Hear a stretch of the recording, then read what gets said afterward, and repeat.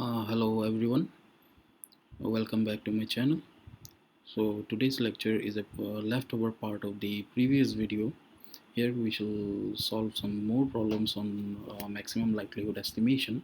So in this problem we are given that the PDF of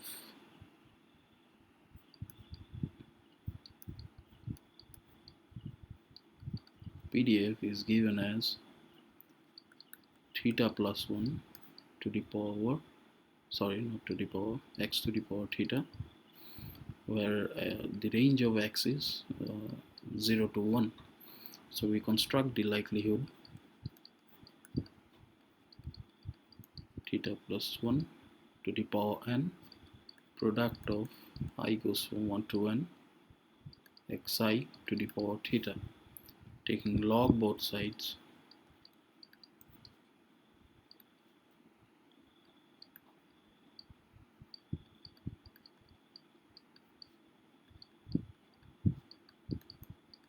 I goes from 1 to n, theta log xi.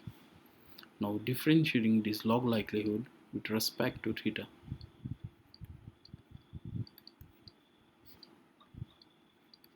N equates to 0. This will imply n by theta plus 1 plus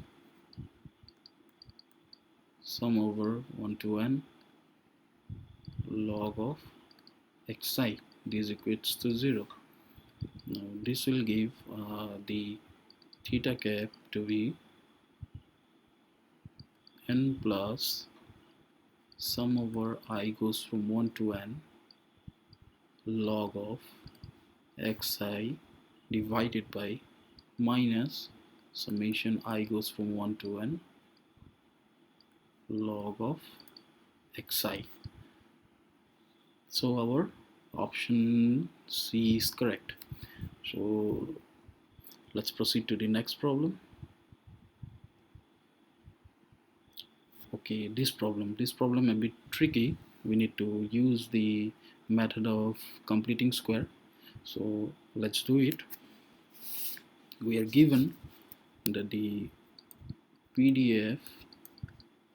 Okay, here there are n random variables which follows normal distribution with mean theta, and variance is also theta, where theta is greater than 0.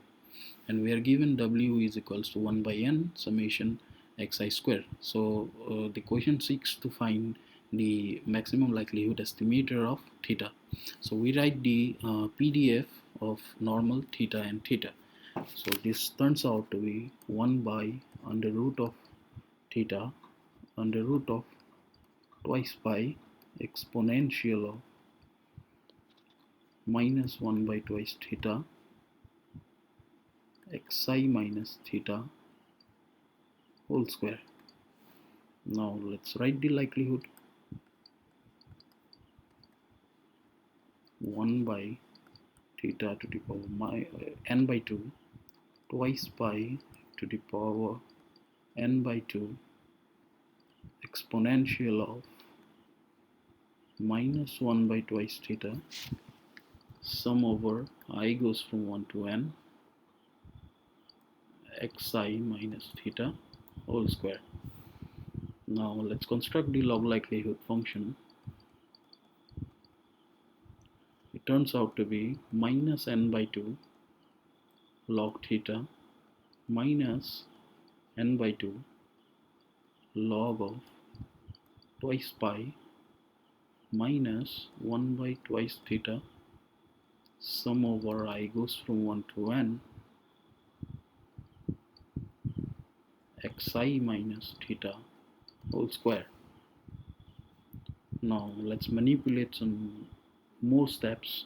Minus n by 2 log theta minus n by 2 log twice pi minus 1 by twice theta sum over I goes from 1 to n. Now break this whole square xi square minus twice theta xi plus theta square. In the next line, minus n by 2 log theta minus n by 2 log twice by minus 1 by twice theta sum over I goes from 1 to n xi square plus summation xi plus n theta square to the power twice to the divided by twice theta. Okay, fine. Then in the next line, minus n by 2 log theta minus n by 2 log twice by minus 1 by twice theta. I goes from 1 to n xi square plus summation xi. I goes from 1 to n plus n by 2 into theta. Now let's differentiate this part with respect to theta. N equates to 0. Minus n by twice theta minus of minus theta to the power minus 2 divided by 2 summation xi square plus this one n by 2 equates to 0. Okay, minus n by twice theta plus 1 by twice theta square summation xi square plus n by 2 is equals to 0. This will imply minus n by twice theta plus 1 by twice theta square summation over xi square is equals to minus n by 2. This will imply 1 by twice theta minus 1 by twice theta square n summation xi square is equals to minus half. Okay, now 1 by twice theta minus 1 by twice theta square. Now this part is w. Okay, is equals to minus half.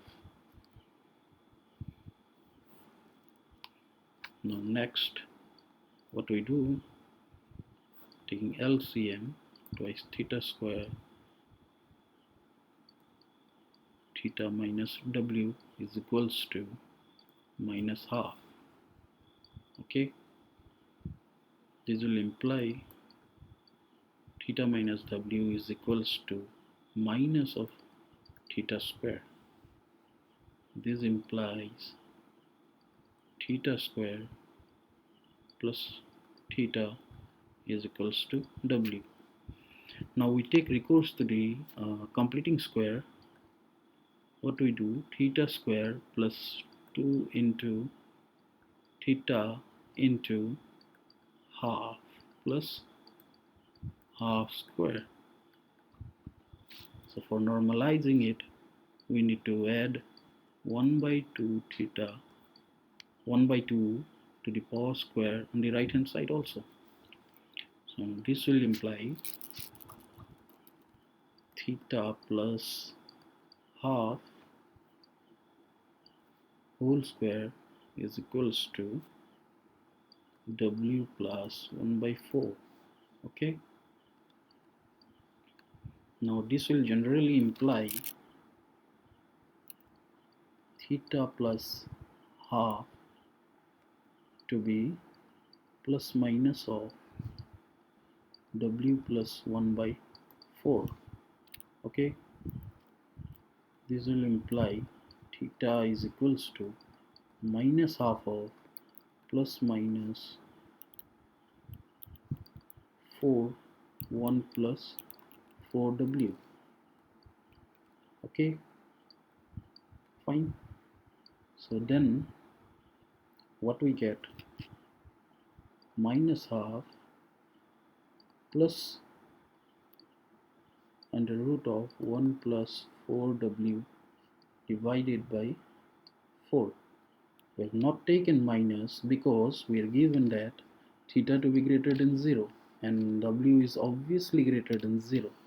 So in that case minus will not be feasible for theta.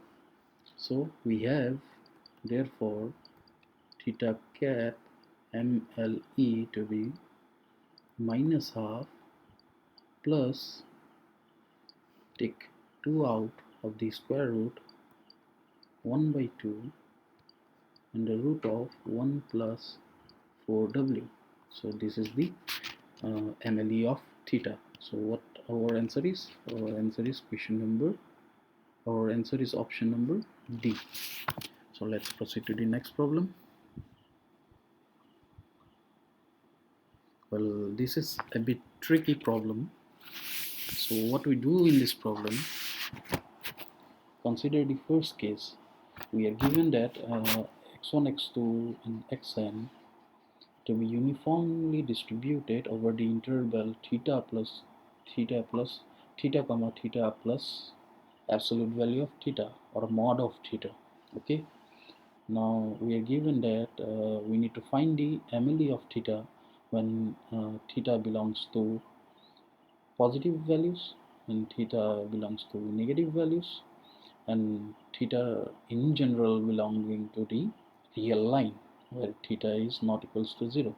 So let's consider the first case. Okay, first case. In this case, when theta belongs to 0 to infinity, that means theta is positive, then we have mod of theta will be theta. So in that case our xi would follow uniform with theta and twice theta. Fine. Therefore our PDF would be 1 by theta and our likelihood would be 1 by theta to the power n. So we attach the indicator function theta xi twice theta. Now we break this part, we break the sample values with respect to their order statistic. Theta xn twice theta. Okay, now we have theta is less than equals to x1 and xn is less than equals to twice theta. That is xn is less than equals xn by 2 is less than equals to theta. So we got our range of theta to be maximum order statistics divided by 2 and the minimum order statistics. Now the likelihood here is the decreasing function of theta. So we need the minimum value of theta to maximize this likelihood. Okay, so our minimum value of theta is xn by 2. Therefore theta cap MLE is xn by 2. Okay, first case is done. Now consider the second case. When theta belonging to this range, then mod of theta would be minus theta, right? In that case, xi would follow uniform theta and 0. Fine. Therefore, our PDF of xi would be 1 by minus theta, right? So what we have, sorry,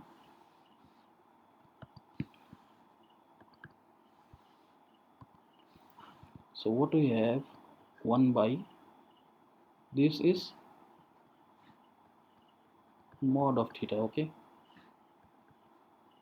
What we got, theta to the power minus 1, mod of theta to the power minus 1. Now we construct the likelihood.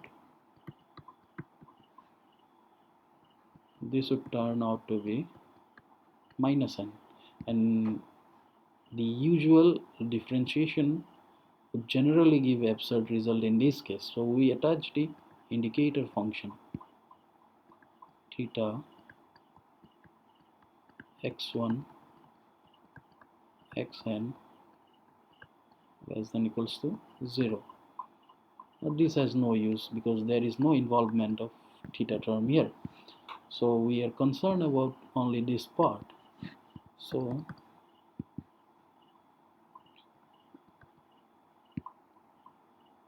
theta cap is x1. Therefore, we need to find that value of theta that will maximize the likelihood. Okay. Now there is only one value. This will generally maximize the likelihood. Therefore, theta cap MLE is x1. Fine. So we are over with number 2. Now let's consider the case 3. In case 3, we are given that theta belongs to a real line. Okay. And we are given that theta is not equals to 0. First case.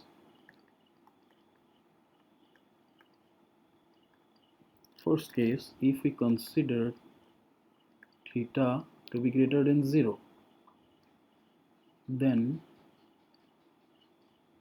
almost surely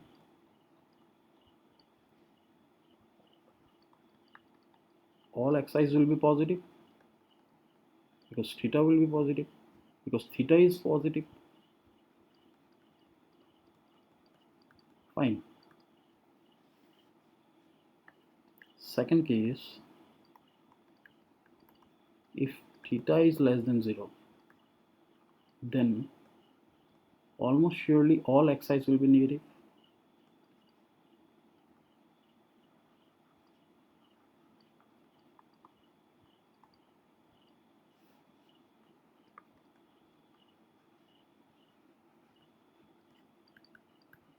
Okay, fine. So what we do, we combine the results of number 1 and number 2. Combining these results of number 1 and number 2, we get MLE of theta is xn by 2 if all xi's are positive, and MLE of theta is x1 if all xi's are negative. So we are done. Let's stop here. In the next lecture, I will try to bring some more problems, bring some new problems on sufficiency. Till then, subscribe the channel and share the videos. Thank you. Have a good day.